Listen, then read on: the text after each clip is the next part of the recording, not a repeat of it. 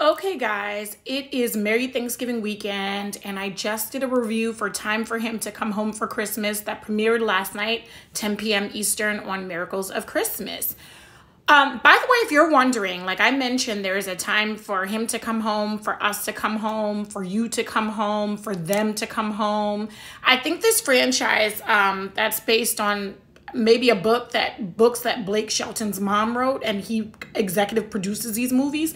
I think these movies started in about 2018.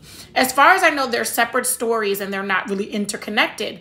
But a funny thing about Time for Him to Come Home for Christmas is the music playing in the background for the on the voicemail that Carter leaves Elizabeth accidentally has this tune that ends up being a tune from in a snow globe.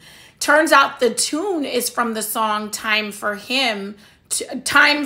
Me to Come Home for Christmas, which that song is sang in Time for Them to Come Home to Christmas with Lacey. I know that's very confusing, but that's the one thing I could see that connected at least 2 or 3 of the movies, but they look like separate stories about love, life, and loss. And like I said, I thought this one was the best. I gave it a 9 out of 10.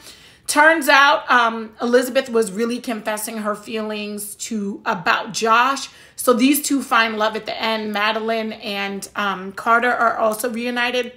Definitely go check out that movie. So next up, I'm going to watch, I'm going to go to Countdown to Christmas and watch A Tale of Two Christmases. And then I'm going to go to Haul Out the Holly, which, by the way, I started to read some of the comments and reviews for that. And they were brutal. They were really brutal. So my guess is Haul Out the Holly is probably going to be the bad movie for yesterday. I told you, with 8 movies premiering between the 2 channels this weekend, I predict at least 3 of them will be bad. It looks like the 8 o'clock movies are the ones that suck, but it looks like the 6 o'clock movies are putting their foot in it. And Miracles of Christmas is pretty consistent. They like to make your heart throb, baby. They like to give you a story that's either going to make you cry or think or do both.